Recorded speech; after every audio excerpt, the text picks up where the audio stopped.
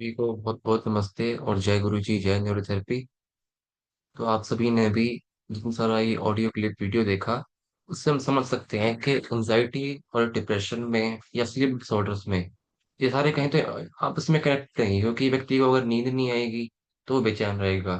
व्यक्ति बेचैन रहेगा तो नींद नहीं आएगी।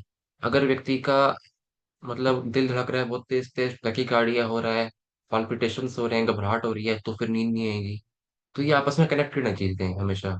ये हम ये नहीं कह सकते कि इंसोम्निया कोई पक्की बीमारी है। इंसोम्निया लक्षण हो सकता है किसी चीज का, लेकिन जब वो बहुत लंबे टाइम रहेगा तो हम कह सकते हैं कि हाँ ये बीमारी है। तो इसलिए हमें समझना पड़ेगा इसको कि हम कहें पेशेंट आके बोला कि मेरे को रात को नींद नहीं आती, तो भाई नींद क्यों नहीं आ रही, इसकी क्या वजह है।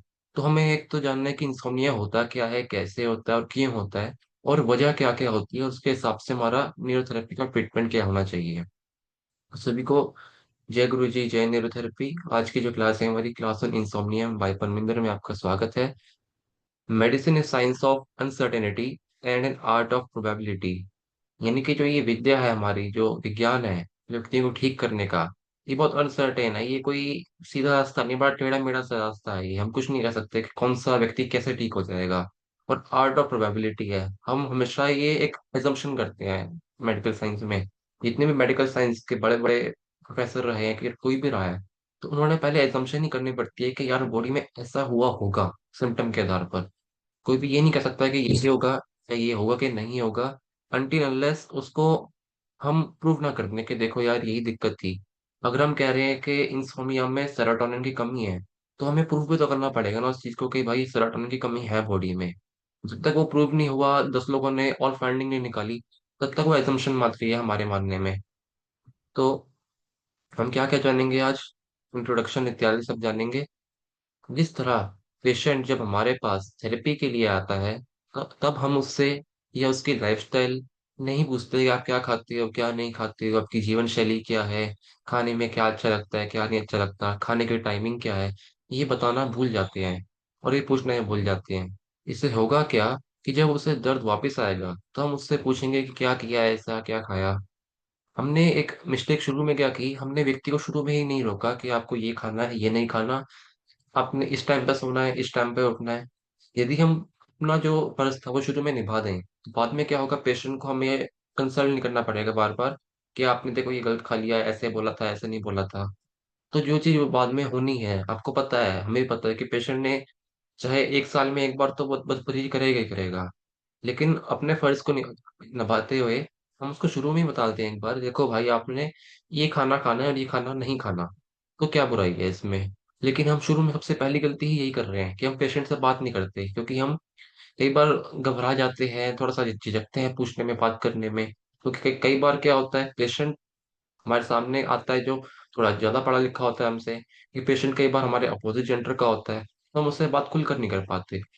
लेकिन वहां हम छोटी सी गलती कर जाते हैं, क्योंकि जब पेशेंट को बाद में दिक्कत आएगी तो फिर उसको हैंडल करना मुश्किल हो जाता है। तो सबसे पहली चीज है बात करना, और डे टू डे लाइफ में क्या नियम होने चाहिए वो चीजें पेशेंट को क्लियर करना। इसी तरह कई बार पेशेंट का लाइफस्टाइल ही जो होता है वो खराब होता है, जिससे उसे स्वाभाविक रूप से नींद नहीं आएगी। अब यह सब बातें तो वो खुद नहीं बताएगा, पेशेंट तो सिर्फ यही कहेगा कि नींद नहीं आती। तो पेशेंट ने कंप्लेंट की, हम ला रहा कि एक पॉइंट क्या होता है, चीफ कंप्लेंट नींद नहीं आ रही। उसके बाद अलग सिम्टम क्या क्या है, और एक रूट कॉज कि नींद क्यों नहीं आ रही। अब वो पेशेंट तो नहीं बताएगा कि भाई मैं कुछ खाने पीने की गड़बड़ कर रहा हूँ, मेरे साथ ऐसा वैसा कुछ हुआ था। वो तो हमें पूछना पड़ेगा कि आपके साथ कोई ट्रॉमा तो नहीं हुआ, कोई इंसिडेंस रहा हो, कोई मानसिक आघात लगा हो, कोई परेशानी है लाइफ में आपके। तो वो पूछने पर बताएगा कि भाई ऐसी दिक्कत है मेरे साथ। बिना पूछे तो क्यों बताएगा वो। और कोई बंदा क्यों बोलेगा भी क्यों ऐसे बिना पूछे किसी अपनी चीजों के बारे में। तो पहली चीज है बात करना और रूट कोज फाइंड करना। गुरु जी ने इंसोम्निया के लिए क्या ट्रीटमेंट दिया था हमारे वेद में, कि एक जो फॉर्मूला है उनका insomnia treatment, 8 medulla 6 गैसाई 6 ADR 6 sweat. 6 ADR क्योंकि शरीर में स्टेरॉइड हार्मोन कम हो तो भी व्यक्ति को नींद नहीं आती। गुरुजी ने यहाँ लिखा क्योंकि शरीर में स्टेरॉइड हार्मोन कम हो भी। तो भी का अर्थ है कि ये एक वजह है कि इस वजह से भी नींद नहीं आती। यही वजह होगी कि नींद नहीं आना, ऐसा नहीं लिखा गुरुजी ने, तो यही वजह होगी। फिर back of head back of head घिसाई यानी कि ब्रॉडमैन 17-18 एरिया की घिसाई, टेम्पल्स एरिया घिसाई, 6/20 बैक ऑफ नी घिसाई। पीनल ग्लैंड का मेलाटोनिन नींद लाने के लिए जरूरी है। सो हाफ की 40 सेकंड भी लाभ दे सकता है। लाभ देगा ये नहीं लिखा गुरुजी ने कहीं भी कि लाभ देगा ही देगा। गुरुजी ने बोला है, लाभ दे सकता है, CADR भी लाभ दे सकता है, एट नोडुला भी लाभ दे सकता है, लेकिन कहीं पे गुरुजी ने ये ऐसा कहीं पे नहीं लिखा कि यही ठीक करेगा बंदे को। क्योंकि मेडिकल साइंस जानती है कि व्यक्ति को जो समस्या है उसके अनेकों कारण निकल सकते हैं। वो आप हम कारण देखेंगे अभी कि क्या कारण हो सकते हैं। तो इंसोम्निया यानी कि नींद ना आना। Insomnia is a common sleep disorder characterised by difficulty falling asleep। यानी कि एक बहुत ही कॉमन स्लीप डिसऑर्डर यानी कि नींद की समस्या है जिसमें व्यक्ति को सोने में बड़ी समस्या आती है, पूरे टाइम जागे रहना पड़ता है। और एक तो हो गया सोने में दिक्कत है, पहली बात तो नींद आ ही नहीं रही। नींद नहीं आएगी तो पूरे टाइम जागते रहना पड़ेगा। चलो थोड़ी देर सो भी गए तो मात्र 2 से 3 घंटे, 3.5 घंटे, 4 घंटे इतनी ही नींद आएगी। वो भी बहुत डीप और गाढ़ी नींद नहीं आएगी। व्यक्ति जब उठेगा तो बोलेगा मेरे को फ्रेशनेस नहीं लग रही बॉडी में। और मान लो क्या होगा कि नींद आ गई तो टूट टूट के आएगी। 2 घंटे सो लिए, 1 घंटा जाके ना बढ़ गया, फिर 2 घंटे सो लिए, फिर बाद में फिर आँख खुल गई। This can result in poor quality sleep and inadequate restorative sleep, which can significantly impact daily functioning and quality of life। तो व्यक्ति को जब नींद नहीं आ रही, सोया जागा, पूरे टाइम जागना पड़ रहा है, फिर वो जागेगा तो कुछ ना कुछ सोचेगा। तो इससे क्या हो रहा है कि हमारी जो स्लीप की क्वालिटी है वो डाउन जा रही है। और हमारा जो स्लीप पैटर्न डिस्टर्ब हो रहा है। हमारी जो बॉडी की जो नेचुरल क्लॉक है, जो हमारी बॉडी की अपनी क्लॉक है जिसमें बॉडी को पता है कि मेरे को इस समय ये काम करना है, वो जो उसकी साइकिल है वो खराब होती जा रही है। और क्योंकि वो खराब होती है तो हमारे बॉडी के सिम्टम भी बिगड़ने लगते हैं। और जिससे हमारे को बॉडी में अन्य सिम्टम आएंगे कि सर में दर्द आना, थका थका लगना, फ्रेशनेस ना लगना, पेट साफ ना होना, कब्ज लगना। अगर पेट साफ भी हो गया तो शरीर भारीपन रहना, ऐसा लगना जैसे कि बहुत टाइम से हम आराम ही नहीं किया है। सो भी लिए 1 घंटा तो भी लगता है कि फ्रेशनेस नहीं लग रही। ये सब लक्षण आते हैं इंसोम्निया में। Type of insomnia. इंसोम्निया भी दो तरीके का है, एक तो एक्यूट यानी शॉर्ट टर्म, सेकंड है क्रोनिक लॉन्ग टर्म।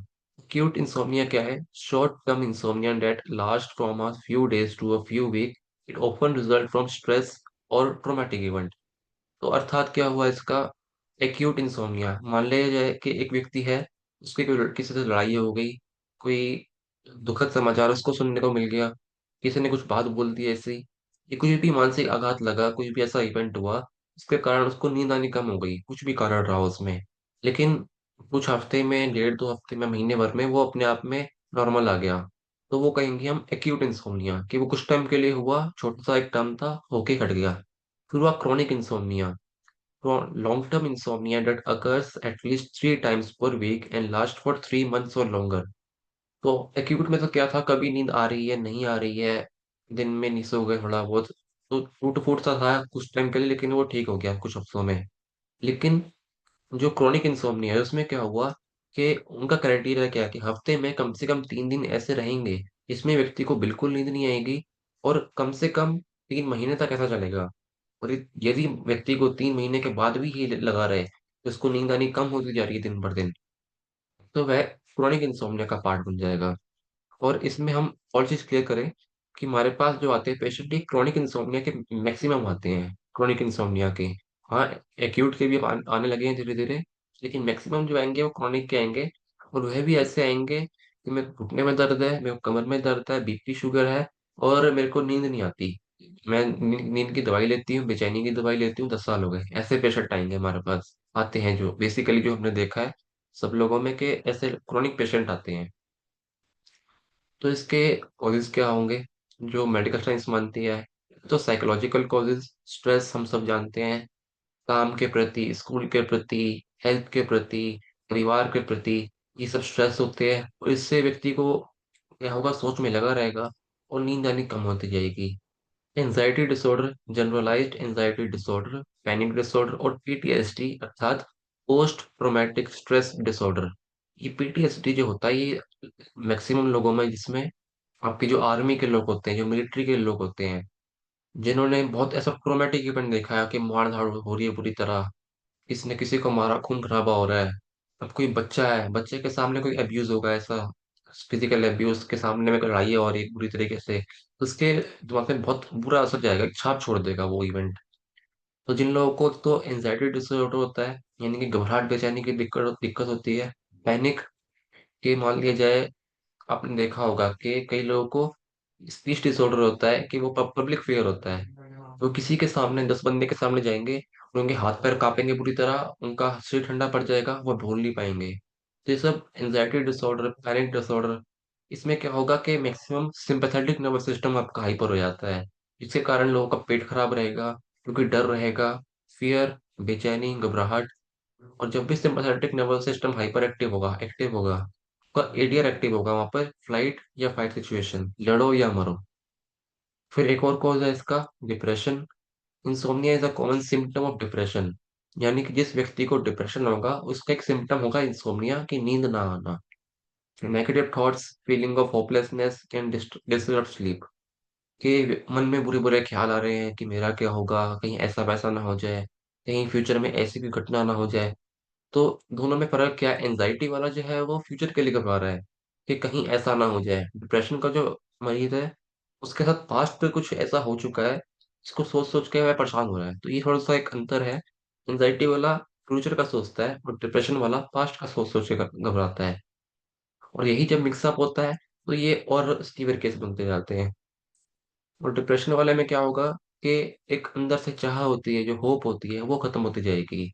और जब व्यक्ति में होप खत्म होती है तो भी उसको नींद नहीं आएगी। कि आप खुद भी सोचिए कि आपको, मैंने अगर बोला कि आप 10 दिन में ठीक हो जाओगे, लेकिन 10 दिन में भी ठीक नहीं हो पा रहे हो, 15 दिन निकल गए, 20 दिन निकल गए, तो पेशेंट के अंदर की जो वो होप होगी, जो चाह होगी, वो डाउन होगी कि यार मैं ठीक क्यों नहीं हो पा रहा, मैं ठीक हो भी पाऊंगा या नहीं।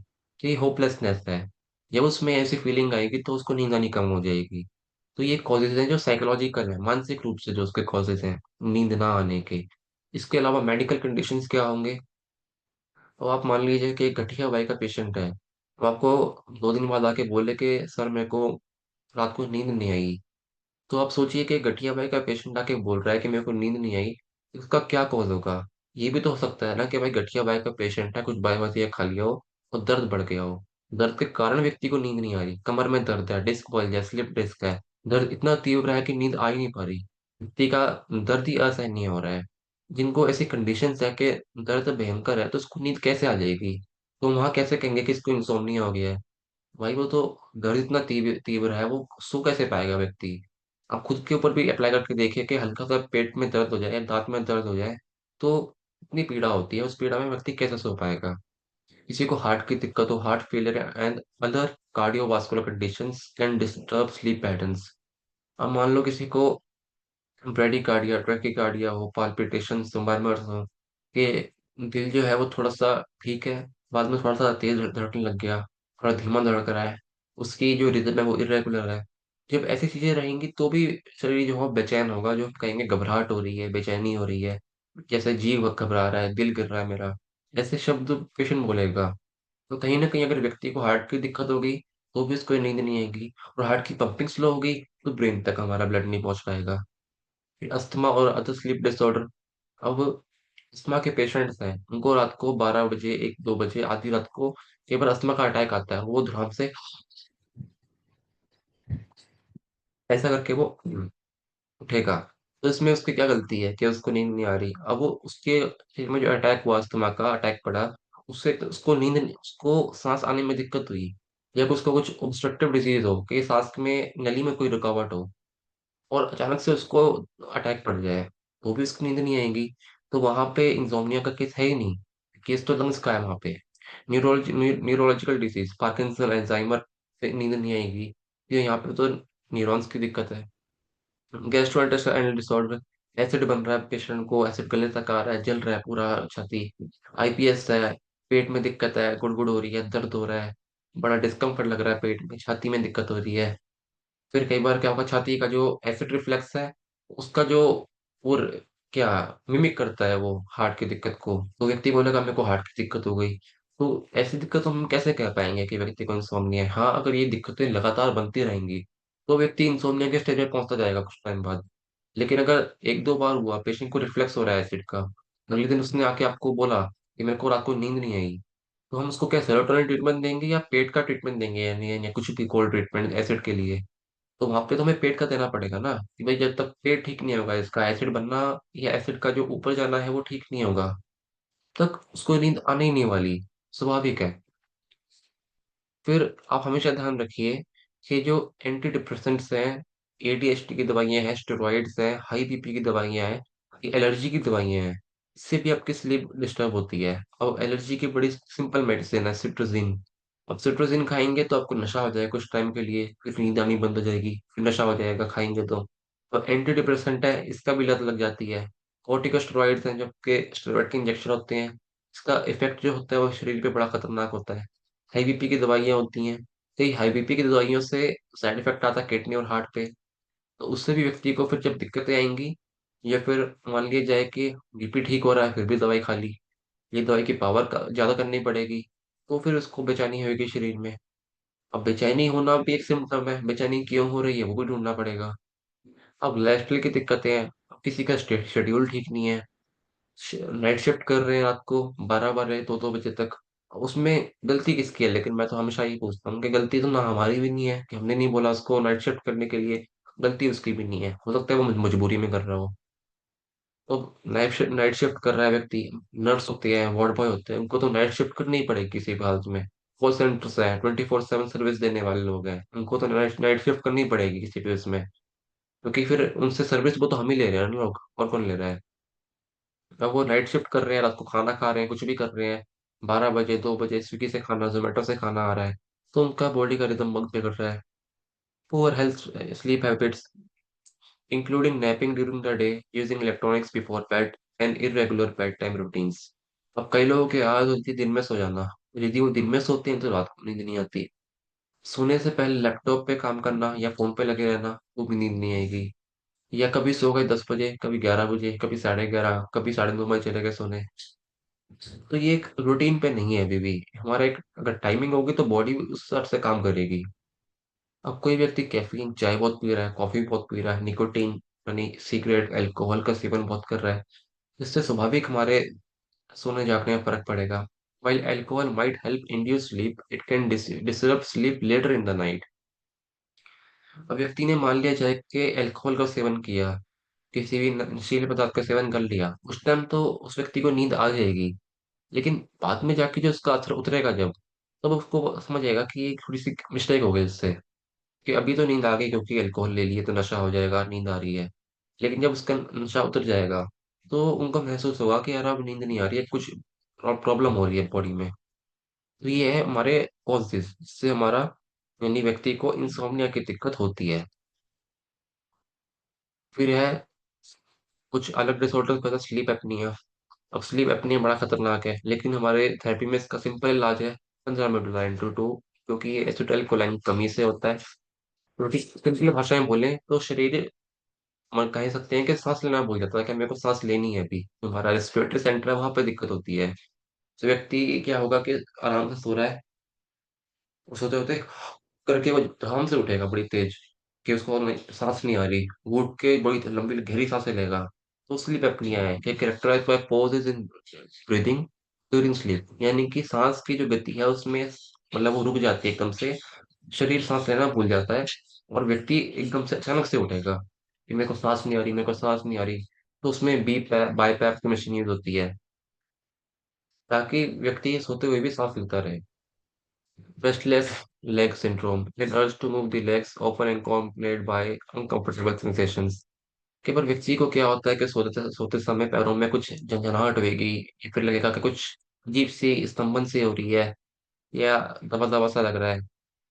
तो वो क्या करेगा, बार बार पैरों को ऐसा हिलाएगा, कभी ऐसे रख लेगा, कभी ऐसा मोड़ेगा, कभी ऐसा दबा लेगा, बीच में तकिया रख लेगा, कभी बोलेगा मेरे पैरों पे चढ़ जाओ। तो ऐसा डिस्कम्फर्ट होगा तो भी व्यक्ति को नींद नहीं आने वाली। Circadian rhythm disorder such as delayed sleep phase disorder और जेट लैग। अब क्या होगा कि हम आज जागे हुए हैं, कल सो गए, परसों फिर जागना पड़ गया। आज व्यक्ति लंदन में है, परसों अमेरिका में है, फिर इंडिया में है।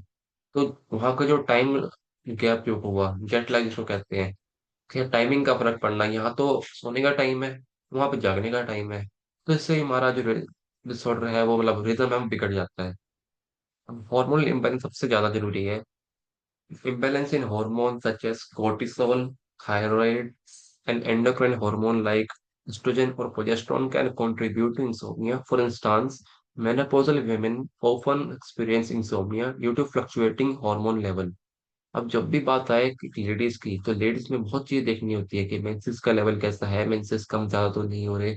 अगर व्यक्ति की उस लेडीज की उम्र 45 अबव है, तो बहुत चांस बनते हैं कि उनका मेनोपॉज का टाइम बहुत निकट आ रहा है, और उस टाइम पर उनके बॉडी में जो फ्लक्चुएशन होगी हॉर्मोन्स की वो बहुत अधिक होंगी।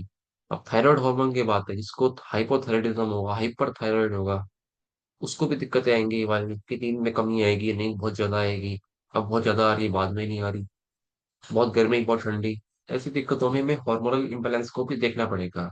तो अब देखिए कि एक ही सिर्फ सिम्टम के लिए कई लोग, कई बीमारियों का सिम्टम है, कई कई जगह ये अपने आप में बीमारी भी है। लेकिन हम दिन के उजाले में क्यों नहीं सोते? एक बड़ा कॉमन सवाल है कि रात में ही क्यों नींद आती है ऑटोमेटिकली, दिन में नींद क्यों नहीं आती? दिन में भी नींद आनी चाहिए थी। दिन में भी तो नींद, हमारा बॉडी थक रही है ना, लेकिन रात को ही क्यों ऑटोमेटिक नेचुरल नींद आती है? पहले ये समझिए कि सूर्य जो हुआ वह येलो कलर का नहीं है, बल्कि व्हाइट कलर का है। जो सूर्य को हम देखते हैं, सन को देखते हैं, वो येलो रंग का नहीं है, बल्कि वो व्हाइट है, क्योंकि वो स्टार है। मतलब उसकी रोशनी व्हाइट रंग की है। अर्थ की लेयर्स को पार करते हुए सूर्य की रोशनी येलो कलर की दिखाई देती है। जो बीच में आयोनोस्फेयर है, आयोनोस्फेयर आते हैं, बहुत सारे स्फेयर, एटमोस्फेयर आता है, बहुत सारी लेयर बनी हुई है, ऐसे ओजोन लेयर जैसे देखते हैं हम। जब वहां से हमारी रोशनी पास होती है, तो उसकी वजह से हमें वो व्हाइट जो लाइट है, वो व्हाइट ना लग के हमें येलो प्रतीत होती है कि येलो है, लेकिन असलियत में वो व्हाइट है, क्योंकि सन एक स्टार है। सन कोई ग्रह नहीं है, वो एक स्टार है, और उसकी जो लाइट है वो येलो है। बस क्योंकि वो ऐसे पास होते हुए ये, तो हमें येलो कलर दिखाई देता है उसमें। अब ये जो व्हाइट लाइट है, हम सब ने देखा है कि ये सूर्य की रोशनी से रेनबो बनता है। अब जब भी बारिश होएगी तो इंद्रधनुष का फॉर्मेशन होगा। अब इंद्रधनुष जो है विप्योर, वो 7 कलर, जब तक वो क्रिस्टल से पास होके 7 कलर नहीं बनेंगे, तब तक इंद्रधनुष नहीं बनने वाला। इसमें 7 अलग अलग रंग होते हैं। लेकिन हमारे रेटिना के रिसेप्टर कुछ खास रंगों के प्रति ज्यादा संवेदनशील होते हैं।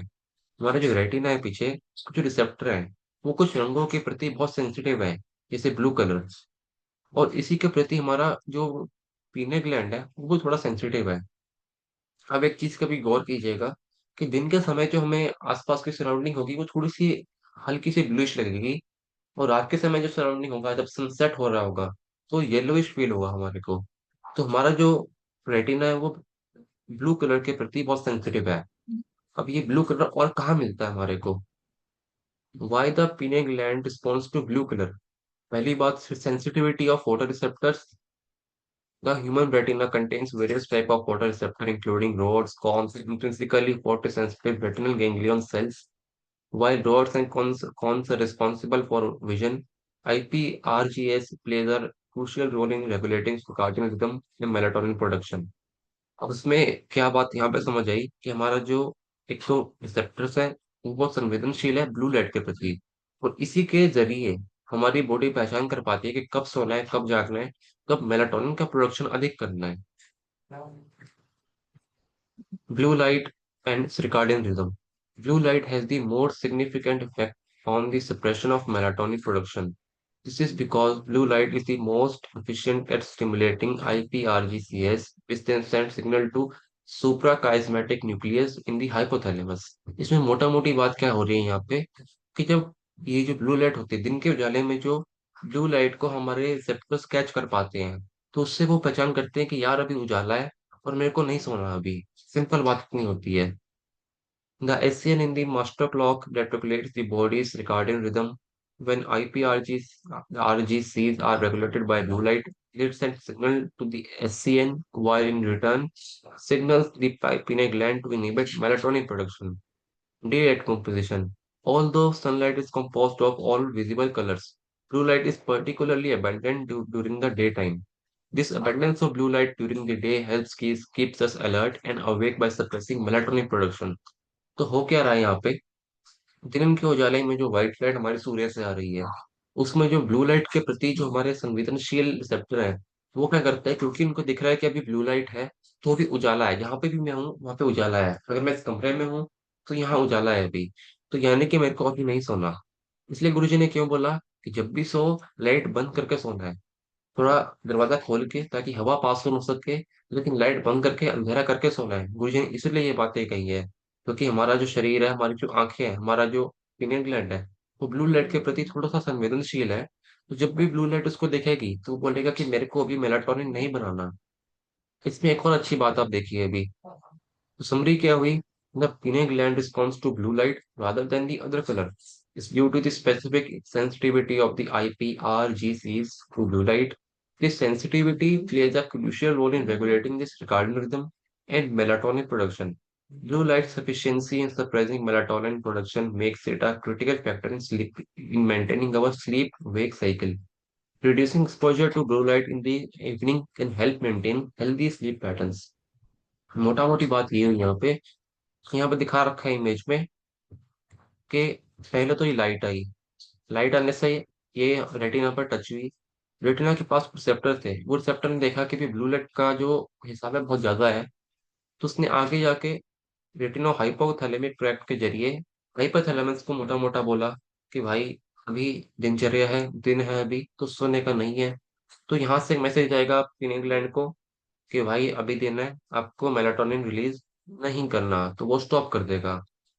अब इसमें दूसरा क्या होगा, दूसरा आएगा एक हमारे पास कि अभी तो शाम हो गई है, शाम ढल चुकी है, तो वो क्योंकि शाम के टाइम येलो लाइट बहुत अधिक होगी, तो डार्कनेस होगी, तो रेटिना बोलेगा कि अब डार्कनेस है, क्योंकि दिन छुप रहा है, येलोइश एनवायरमेंट है, दिन छुप चुका है, रात हो रही है, अंधेरा हो रहा है, तो रेटिना बोलेगा कि अब ब्लू लाइट की जो क्या कमी हो रही है, ब्लू लाइट अब नहीं है, तो अब हाइपोथैलेमस को मैसेज भेजेगा, हाइपोथैलेमस से पीनियल ग्लैंड को कि अब अंधेरा हो चुका है, अब मेलाटोनिन का प्रोडक्शन बढ़ा दो।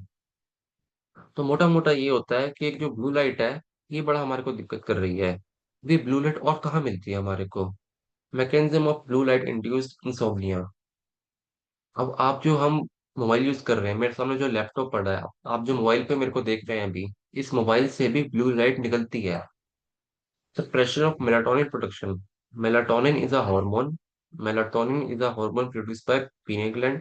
मेलाटोनिन एक प्रकार का हार्मोन है जिसको हम हाफ के ये 40 सेकंड द्वारा पिनिक ग्लैंड से उपसाते हैं, जो कि सिग्नल देता है बॉडी को कि भाई अब सोने का टाइम है, अब जागने का टाइम है। और जब ये हमारे आसपास ये जो लाइट है यहाँ पे मेरे पास, इसमें से ब्लू लाइट आ रही है, मेरे सामने जो स्क्रीन है इसमें से बहुत ब्लू लाइट आ रही है, तब तक मेरा जो आंखें ब्लू लाइट के एक्सपोजर में रहेंगी, तब तक मेलाटोनिन का प्रोडक्शन सप्रेस होता रहेगा। This suppression can delay the onset of sleep and reduce overall sleep quality. और जब तक ये ब्लू लाइट जो ये स्क्रीन से निकलते जा रही है, निकलते जा रही है, मेरे आंखों के अंदर जा रही है, मेरे आंखों को पता लग रहा है कि यार अभी तो कम, अभी दिन नहीं ढला है, तक वो मेलाटोनिन का प्रोडक्शन नहीं बढ़ाएगी। इसलिए शुरू में एक बात कही गई थी कि यदि इंसोम्निया ठीक करना है, तो सोने से पहले ये जो गैजेट्स है, हमारे इलेक्ट्रॉनिक डिवाइस है, इसको बंद कर दें पहले आधा घंटा 15 मिनट पहले, और फिर सोने जाएं, ताकि बॉडी को पता लगे कि अब सोने का टाइम हो गया है। जब सोए तो लाइट बंद करके सोए, गुरुजी ने ये बातें शुरू में लिखी कि जब सो लाइट बंद करके सो। अब आप खुद देखिए कि ये जो हमने बातें कही, तो मेरे ख्याल से ये जितनी भी जनता होगी शायद दुनिया की, मैक्सिमम लोग रात को सोने से पहले टीवी या मोबाइल देखते देखते सोते हैं। अब जब तक मोबाइल आंखों के सामने, तब तक आप देखना कि लोगों को नींद भी नहीं आती। तो पहली बात, जो पेशेंट हमारे पास आए सोने के लिए, उसको इतना तो मना कीजिए कि आपको तो टीवी बंद कर देना सोने से पहले, एक मोबाइल बंद कर देना है, एक लाइट बंद कर देनी है कमरे की। जब तक ये रहेगा तब तक नींद आने ही नहीं वाली, क्योंकि आप देखिए कि ये जो मामला है तो 50 साल, 60 साल या 100 साल का होगा मुश्किल से, जब से लाइट और ये इलेक्ट्रॉनिक डिवाइस आए हैं। पर उससे पहले जो नेचुरल चीजें होती होंगी तब भी तो लोग सोते ही थे। तो एक बात आप ध्यान में रखिए हमेशा, जब तक आप पेशेंट की ये चीजें ठीक नहीं करवाएंगे, मोबाइल का अधिक देखना, सोने से पहले ही मोबाइल को देखना, मोबाइल को सर के पास में रख के सोना, लाइट बंद ना करना, ये जो इस सब चीजों से भी आपका इंसोम्निया बढ़ता जाएगा। और ये बड़ा एक बेसिक चीज देखी हमने भी इंसोम्निया के बारे में, कि मेलाटोनिन का प्रोडक्शन कैसे होता है। मेलाटोनिन का प्रोडक्शन तब होगा जब उसको ब्लू लाइट का एक्सपोजर कम मिलेगा, जब मोबाइल, टीवी, लैपटॉप, जितनी भी इलेक्ट्रॉनिक डिवाइस में स्क्रीन लगी हुई है, उसका एक्सपोजर थोड़ा सा कम होगा, तब हमारे पीने ग्लैंड के द्वारा ब्लू लाइट, सॉरी, मेलाटोनिन का प्रोडक्शन होगा। और वहां से हमारी जो स्लीप वेक साइकिल है वो ठीक होती जाएगी, और तब सही मायने में व्यक्ति स्टेबल होता जाएगा।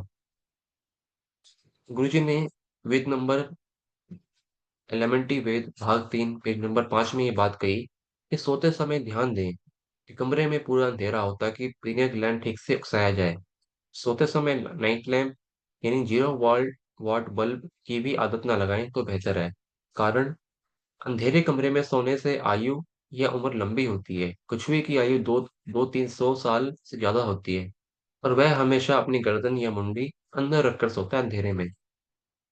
उसका क्या कारण है क्या नहीं है, के कारण क्या है क्या नहीं है, वो हमने अभी अच्छे से देख लिए, बहुत अच्छे से कि क्यों होता है ऐसा, क्यों अंधेरा जरूरी है, अंधेरे से क्या फायदा मिलता है हमारे पीने ग्लैंड को और हमारे सोने में।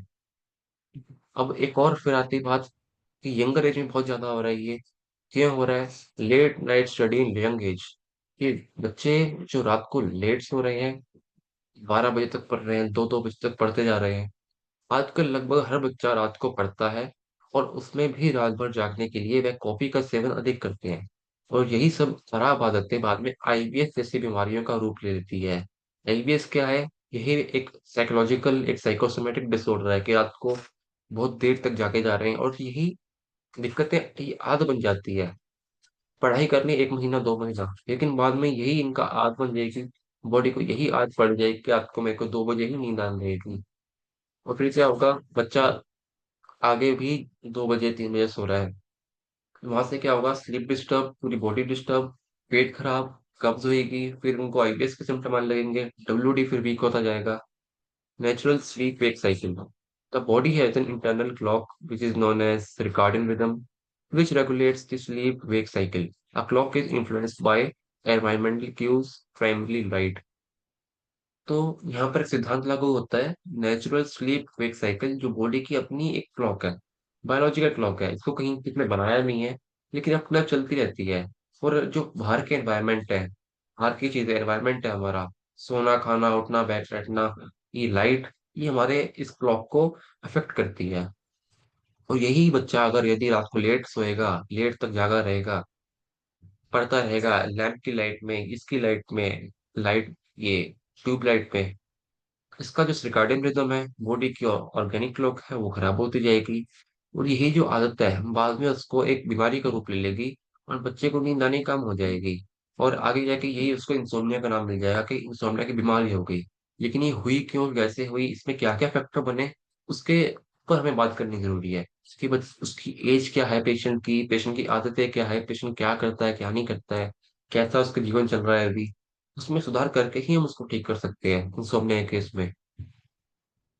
अब हो क्या रहा है, यदि व्यक्ति, बच्चा पढ़ता है, लेट सो रहा है, तो एक तो उसके माइंड में स्ट्रेस पड़ेगा, उसका बोलना चालना कम हो जाएगा, कुछ टाइम में घबराहट शुरू हो जाएगी। इस इन चीजों से क्या होगा? उसका कॉन्फिडेंस लो होगा। जब वो शारीरिक रूप से ठीक नहीं है, मानसिक रूप से वो डाउन जा रहा है, हेल्थ खराब हो रही है, कॉन्फिडेंस डाउन होगा उसका, और आगे उसकी चीजें जो एग्जाम है, इंटरव्यू है, उसमें वो अच्छा परफॉर्म नहीं कर पाएगा।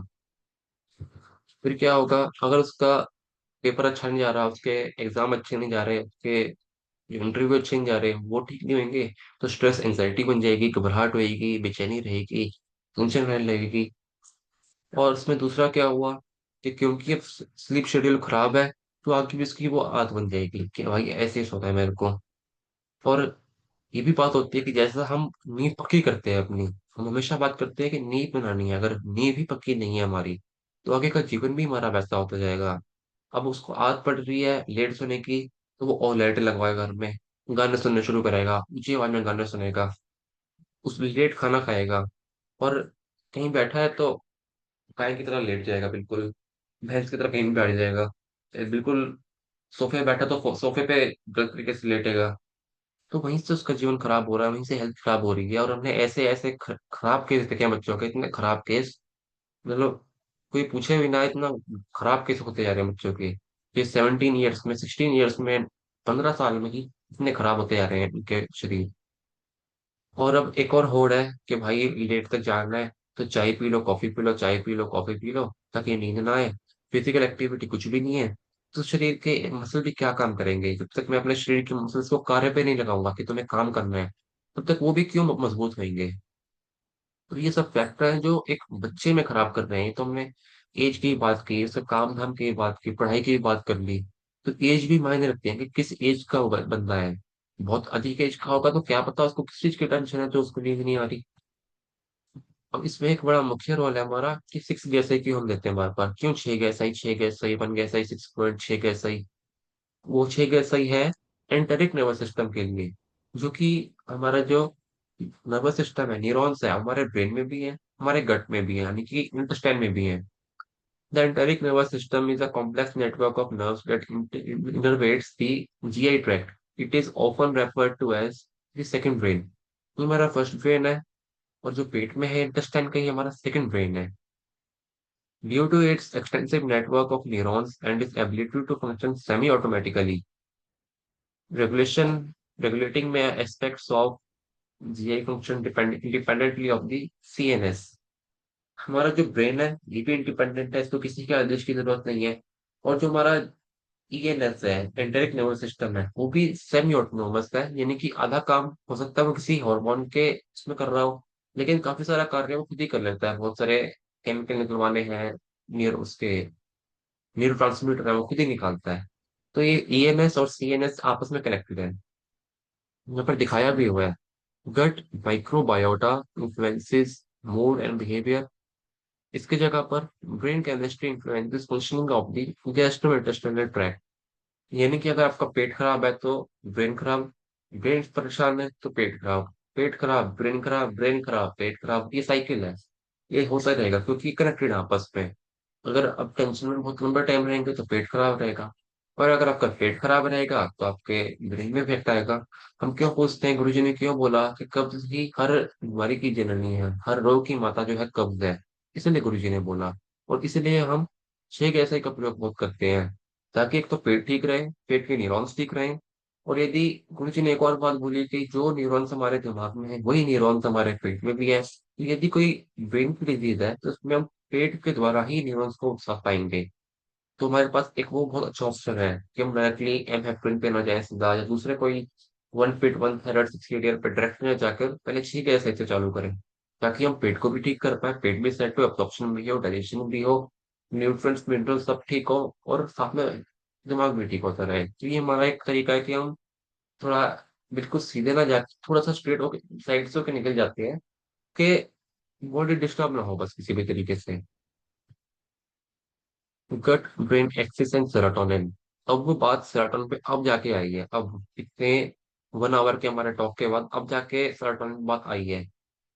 तो गट ब्रेन एक्सिस है, वो हमारा इमोशनली कॉग्निटिव चीजों पर चलता रहता है। यदि व्यक्ति बहुत रोएगा, बहुत गुस्सा करेगा, बहुत परेशान रहेगा तो पेट खराब, बहुत इमोशनली अफेक्टेड रहेगा, गुस्सा करेगा बहुत तो भी पेट खराब, कुछ हार्मोन खराब होंगे।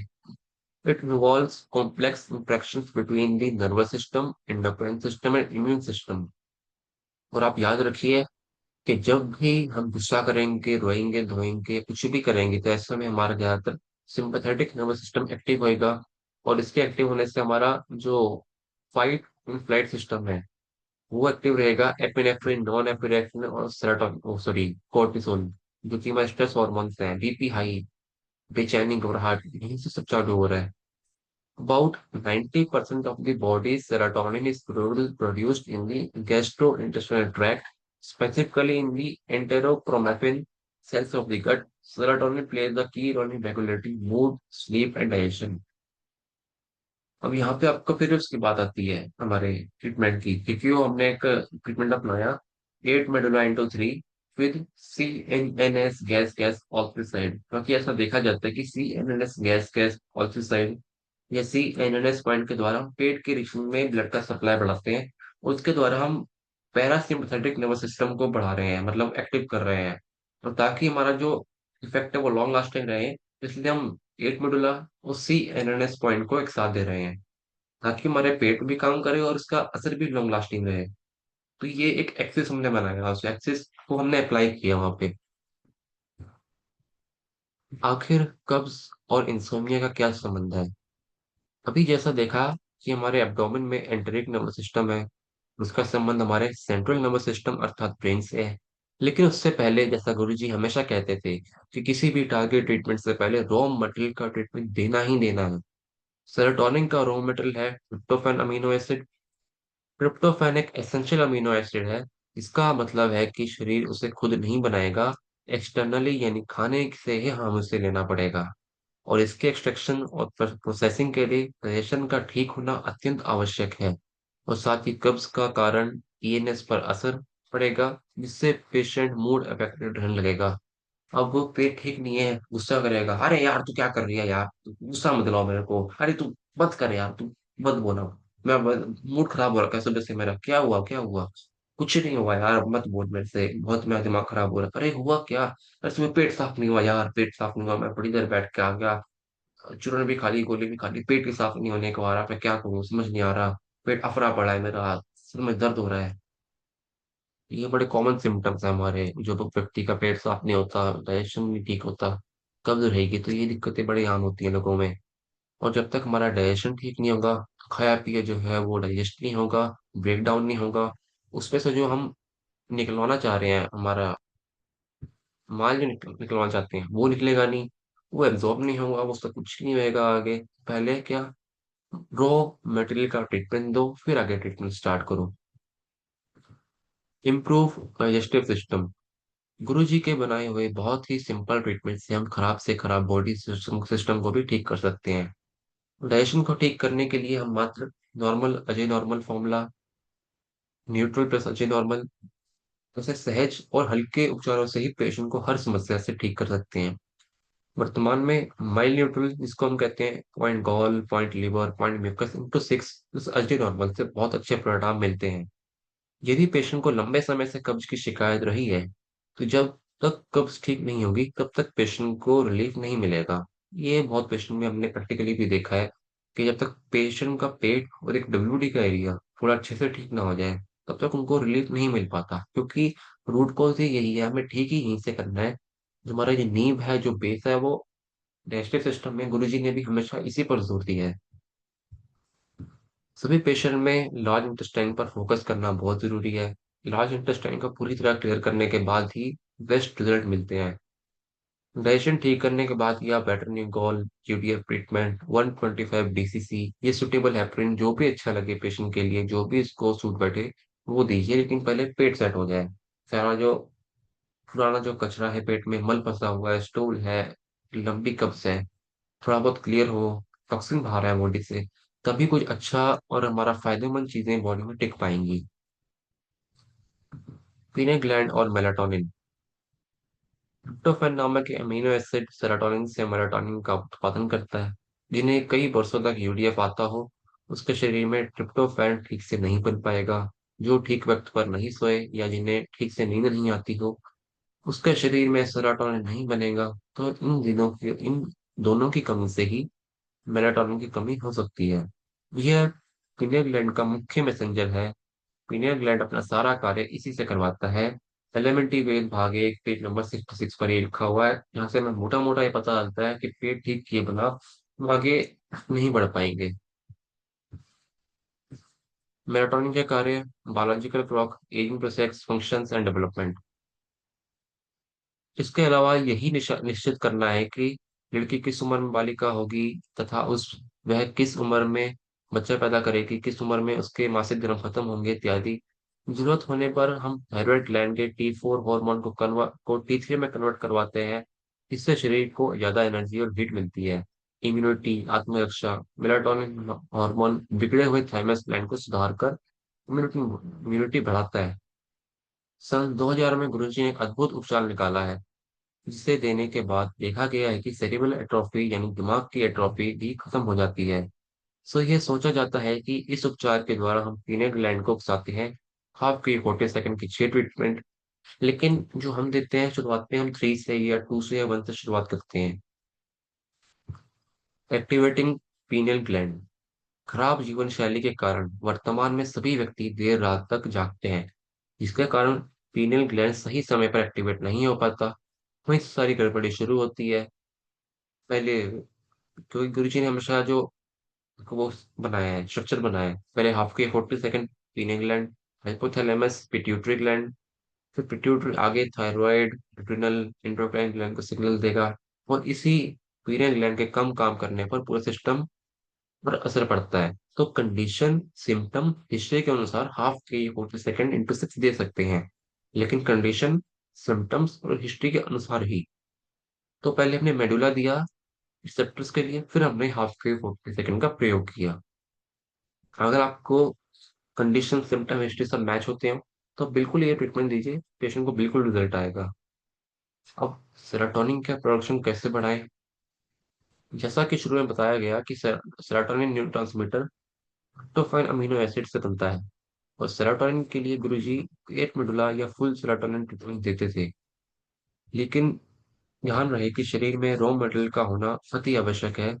यदि रॉ मटेरियल नहीं होगा, ये कम मात्रा में होगा, तो कोई भी केमिकल ट्रीटमेंट लंबे समय तक असर नहीं दे पाएगा। 8 मॉड्यूलर × 3 से पहले हम हमेशा देते हैं 5-15-5, 5-15-5, सबको 5-15-5 रिसेप्टर्स के लिए, क्योंकि इससे बाद में क्या होगा कि और अच्छा रिजल्ट आएगा हमारे ट्रीटमेंट के लिए। इसमें विड्रोवल एंड डिपॉजिट का प्रिंसिपल लागू होता है। समय समय पर डिपॉजिट के लिए, रॉ मटेरियल के डिपॉजिट के लिए Na, B12, N neutral UDF देते रहें। पेट सेट करने के साथ साथ विटामिन की पूर्ति भी जरूरी है। और प्रैक्टिकली ऐसा देखा गया है कि जिन लोगों को भी ब्रेन की दिक्कत या न्यूरोलॉजिकल डिसऑर्डर होते हैं, उनको B12 फॉर्मूला से बहुत अच्छा लाभ मिलता है। बस सिम्टम्स की बात है, और कोई दिक्कत नहीं है। की differences: serotonin is mainly involved in mood regulation, cognition, and various physiological disorders processes. Melatonin is primarily involved in regulating the sleep-wake cycle and circadian rhythm. अब सेरोटोनिन के काम करने में और मेलाटोनिन के काम करने में क्या अंतर है? सेरोटोनिन के कम ज्यादा होने से मूड रेगुलेशन, साइकोसिस जैसी दिक्कतें, कॉग्निशन और फिजियोलॉजिकल प्रोसेस में दिक्कतें आती हैं। जो व्यक्ति बहुत एंजाइटी में होते हैं, बाइपोलर डिसऑर्डर, सिजोफ्रेनिया जैसी दिक्कतें जो साइकोलॉजिकल, न्यूरोलॉजिकल दोनों हैं, वहां पर सेरोटोनिन, डोपामिन को हम देखते हैं, क्योंकि ये मूड को भी ये रेगुलेट करते हैं। बहुत गुस्सा आना, बहुत हंसना, उदास हो जाना, खुश हो जाना, ये सब सेरोटोनिन के अंडर में आता है, और काफी सारे कार्य हैं। मेलाटोनिन का जो कार्य है, वो सोना जागना और सर्काडियन रिदम को एक सही लय में बना के रखना, रिदम में बना के रखना, उसका कार्य इतना है। सेरोटोनिन बनता है ब्रेन और इंटेस्टाइन दोनों जगह से, लेकिन मेलाटोनिन बनता है हमारा पीनियल ग्लैंड से। इसलिए हमको 40 सेकंड देना पड़ता है हाफ कुंडली। लेकिन सेरोटोनिन के लिए हम 8 मुगला भी दे सकते हैं, साथ में 6 गैसाई भी दे सकते हैं। दोनों कार्य करते हैं वहां पे। सेरोटोनिन कब हमारा बनता है, कब प्रोड्यूस होता है? जो हमारे खाने में ट्रिप्टोफैन अमीनो एसिड होगा, और बाकी के फैक्टर जो हमारे मूड और गट हेल्थ को रेगुलेट करते हैं, जैसे हंसने वाली बात किसी ने कह दी, रोने वाली बात किसी ने कह दी, या पेट ठीक है खराब है, तो वहां पे सेरोटोनिन कम ज्यादा होता रहेगा।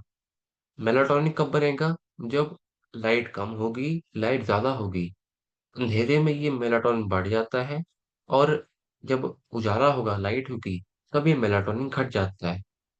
सेरोटोनिन के कम ज्यादा होने से स्लीप पे असर पड़ेगा, और अगर मेलाटोनिन कम होगा तो हमारी बॉडी में ये एहसास नहीं बन पाएगा कि मेरे को रेस्ट करना है। सेरोटोनिन में इतना असर नहीं पड़ता, लेकिन मेलाटोनिन यदि नहीं होगा या बहुत कम होगा, शरीर को सिग्नल जाएगा ही नहीं कि भाई तुमको रेस्ट करना है या सोने का टाइम हो गया है। ये असर पड़ता है दोनों में। लेकिन यदि सेरोटोनिन भी नहीं होगा, तो मेलाटोनिन भी नहीं काम करेगा, क्योंकि वो प्रिकर्सर है। उसके एक पहले पिछले स्टेप में सेरोटोनिन चाहिए, फिर आगे मेलाटोनिन बन पाएगा। दोनों का ही कार्य है, हम दोनों का नेग्लेक्ट नहीं कर सकते। बस हमें पहचान करनी आ जाए एक बारी कि यार 8 मिनट से काम बनेगा कि हफ्ते 40 सेकंड से काम बनेगा। कहीं ऐसा ना हो कि हम हवा में तीर चलाते रहे, आज 8 मिनट दिया, कल हमने यूडीएफ दे दिया, परसों हमने B12 दिया, तरसों नरसों जाके हम उसको दे रहे हैं हाफ कुंडली 40 सेकंड। तो अगर हमें पहले पता लग जाए थोड़ा बहुत भी इसकी जीवन शैली से, सिम्टम से, कि खराबी कहाँ पे आ रही है, हो सकता है कि हम उसको फर्स्ट डे में हाफ की 40 सेकंड अपने पूरे जोश के साथ दें और पूरा परख कर दें। हो सकता है पहले दिन में असर आ जाए और हमारा ट्रीटमेंट भी अच्छा बैठे, और इसको कोई विड्रॉ भी ना हो, शरीर में कोई दिक्कत ना आए बाद में, और असर भी लॉन्ग लास्टिंग रहे हमारे लिए। कई लोगों को 2 मेडोलाइन × 6 भी कार्य करता है। ऐसे लोग जिन्हें काफी एंजाइटी होती है इंसोम्निया के साथ, उसमें 2 मेडोला का काफी लाभ देखा गया है। एंजाइटी के कारण ऐसे लोगों के हाथ भी कांपते हैं। एटेक्सिया के जैसी दिक्कतों में मिड ब्रेन डिजीज में भी टू मोडुला काफी अच्छा काम करता है। इसका आगे भी देखेंगे हम। सबसे पहले कहें, सबसे अच्छी जो चीज है ऐसे पेशेंट के लिए, इंसोम्निया, डिप्रेशन, एंजाइटी, पैनिक कुछ भी है, काउंसलिंग सबसे अच्छा है पेशेंट के लिए जो इस दिक्कतों के साथ आ रहा है। जब तक पेशेंट को यह समझ नहीं आएगा कि उसकी खराब लाइफस्टाइल ही उसकी बीमारी का कारण है, तब तक वह खुद को नहीं बदलेगा, और तब तक उसको पूरी तरह आराम भी नहीं आएगा। इसलिए जितना संभव हो, पहले दिन पेशेंट को उसकी जीवन शैली जानने का प्रयास करें, और पेशेंट को उसकी गलतियों से अवगत कराएं, जिससे वो भी सावधान की रहे कि उसे आगे ये गलतियां नहीं करनी है। और आप ऑब्जर्व करेंगे कि इससे रिजल्ट भी अच्छे आएंगे। और बाकी जो दिक्कतें हैं कि लाइफ की प्रॉब्लम है, क्या नहीं है, वो बात करके पता चलेगा कि असल जो रूट कॉज है वो कहाँ से है। हो सकता है कि हम किसी तरह उसकी हेल्प कर पाए उसकी दिक्कतों में। तो अगर हम ट्रीटमेंट की प्रॉपर बात करें, तो आज 17 नवंबर 2025 तक जो हमने ट्रीटमेंट अप्लाई किए लोगों पे, उसकी हम बात करते हैं लास्ट में आके। अक्सर mental disturbance, stress, trauma, over thinking, fear इत्यादि जैसी मानसिक समस्याओं के कारण नींद में कमी आने लगती है।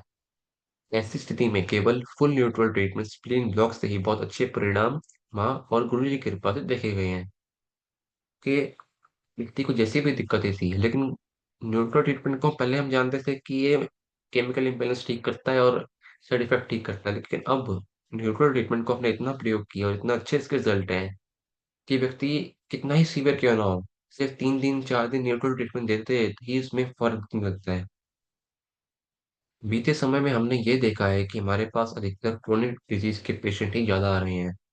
मानसिक समस्याओं के केस में भी क्रोनिक डिजीज यानी कि दीर्घकालीन जो बहुत लंबे समय से है, और इसमें भी ऐसे केस जो मानसिक रोगी हैं, जो इनको साइकोलॉजिकल मेंटल डिसऑर्डर है, मेंटल प्रॉब्लम है, उनमें बहुत लंबे समय केस हमारे पास आते हैं। इसमें हमने दो कंडीशन देखी। पहला, ये कि लंबे समय से ग्रसित होने के कारण उनका डाइजेशन और मेटाबॉलिज्म स्वाभाविक रूप से धीमा हो गया है।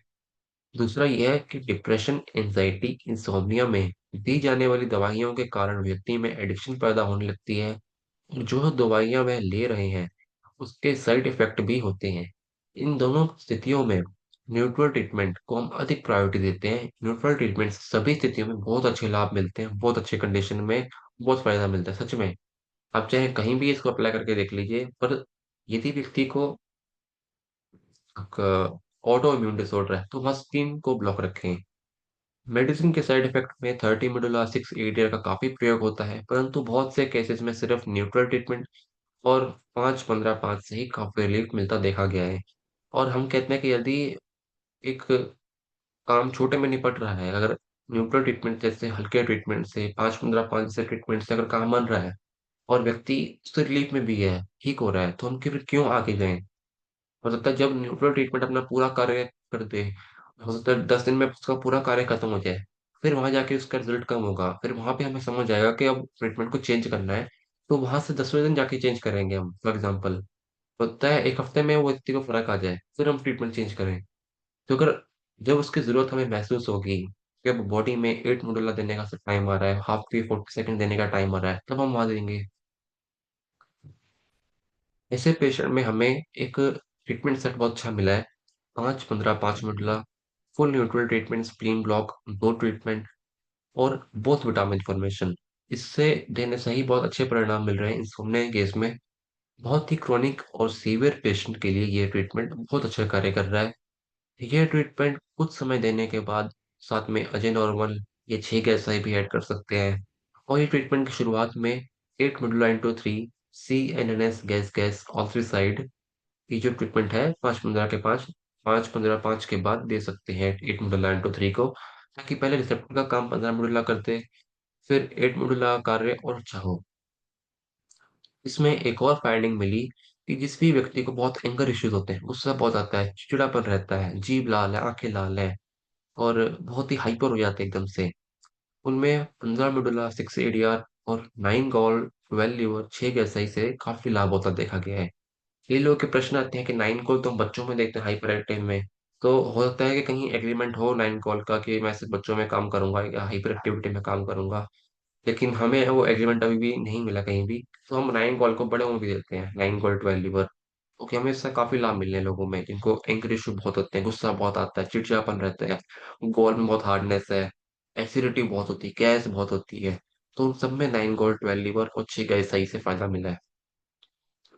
ऐसा भी देखा गया है कि जिस व्यक्ति का पाइल्स फिशर फिस्टुला का ऑपरेशन हुआ होता है, उन्हें कुछ समय के बाद ऑटोमेटिकली डिप्रेशन की स्थिति आने लगती है। ऐसे में पहले ऑपरेशन के असर के लिए उचित इंजरी ट्रीटमेंट का प्रयोग करें। फिर अन्य उपचार जैसे डब्ल्यूडी एरिया को ठीक करना, कर्व्स ठीक करना, बीपी शुगर कंट्रोल करना, इन सबको ठीक करके हम पेशेंट को स्टेबलाइज कर सकते हैं। और इस सब में भी लेफ्ट विटामिन फॉर्मेशन का रिजल्ट इसमें काफी अच्छा देखा गया है।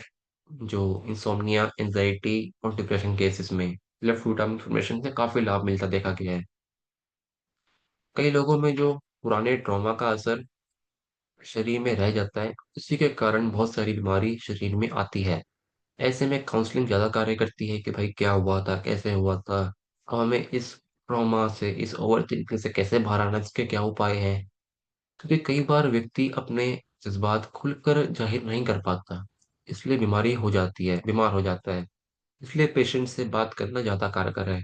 अब कोई बात है जो दिल में दबी हुई है, दिमाग में वो घुट रही है बातें, और वो बात बाहर नहीं आ पा रही।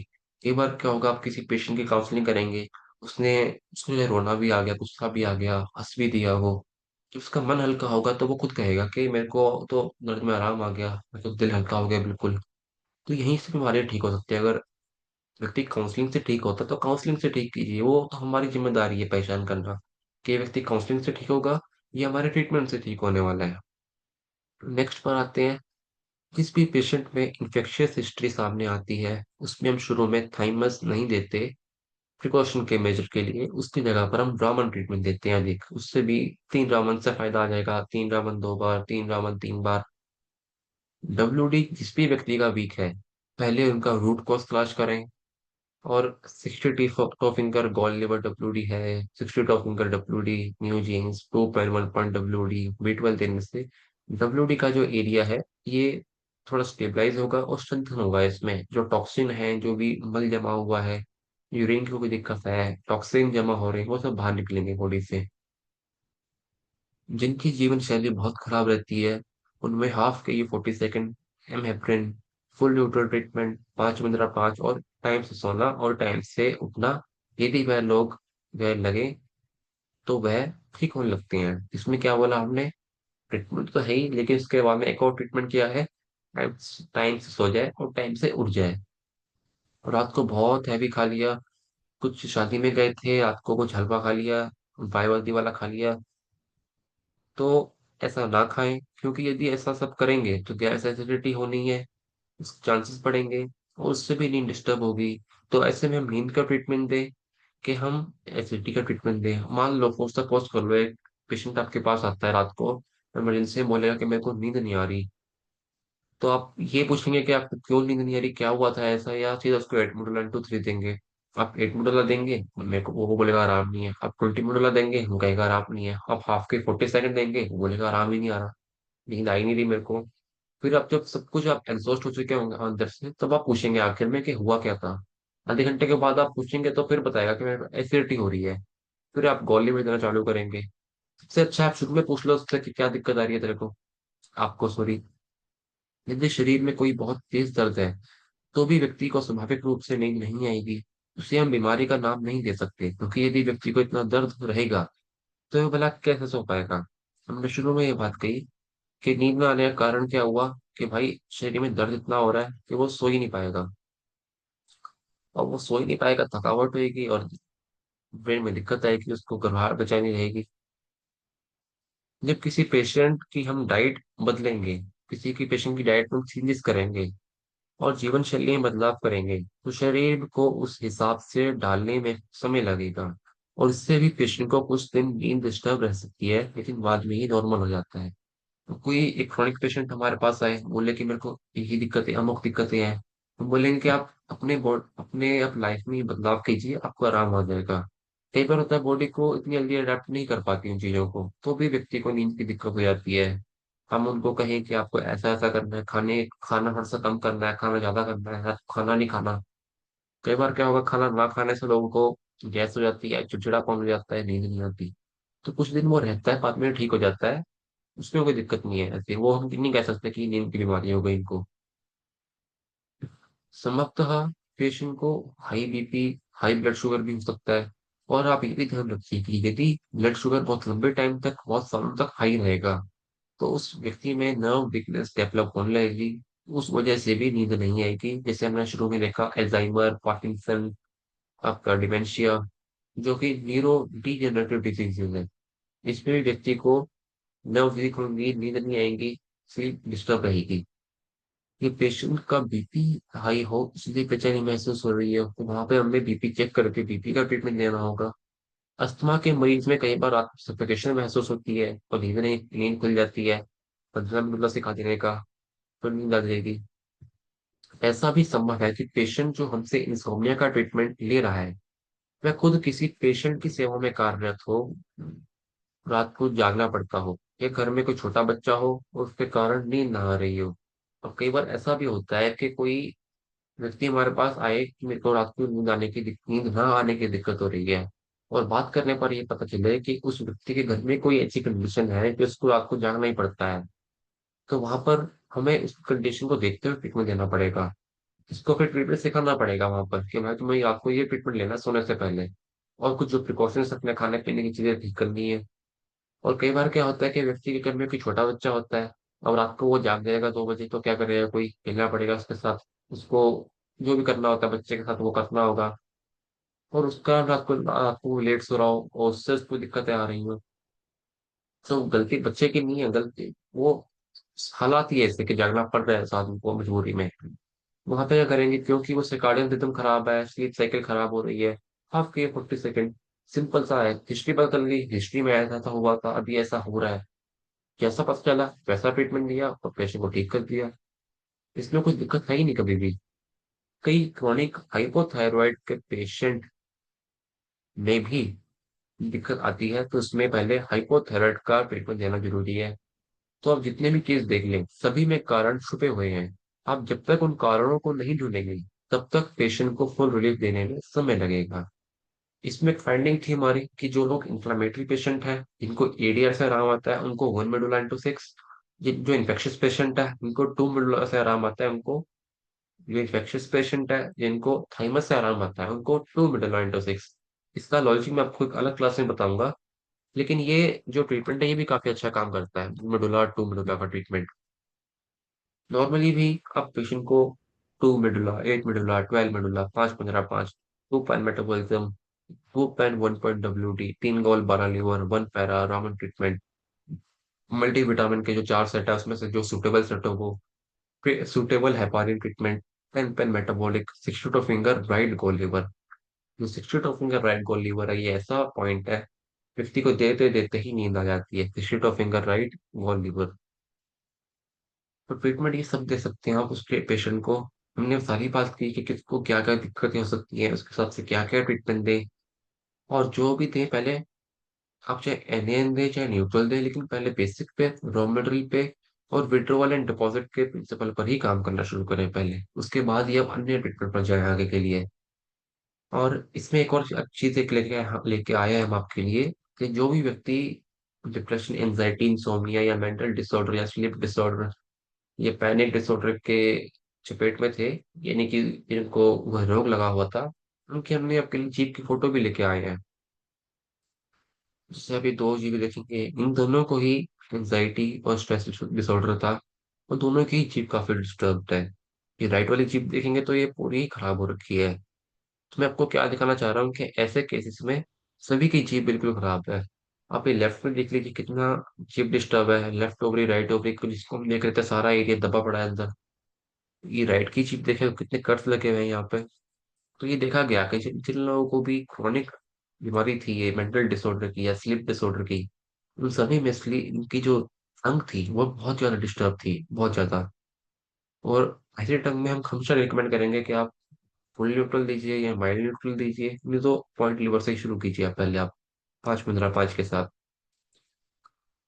तो मैं आशा करता हूँ कि आपको समझ आया होगा कि इंसोम्निया के केस में या ऐसे स्लीप डिसऑर्डर के केस में क्या कॉज रहते हैं और हमें कैसे काम करना है उन पर। और हमसे पहले जो हमारे बॉलीवुड के एक्टर थे उन्होंने भी आपको समझाया कि इस पे कैसे और क्या काम करना है। तो इसी के साथ हम क्लास को यहीं पर विराम देते हैं। और यदि आपका कोई क्वेश्चन है या कोई क्वेरी है इंसोम्निया से रिलेटेड, प्रॉपर इसी बीमारी से संबंधित, तो आप हैंड रेस कर सकते हैं। तो इसी के लिए अभी तक सबको thank you very much and जय गुरु जी, जय न्यूरोथेरेपी। सभी का बहुत बहुत धन्यवाद।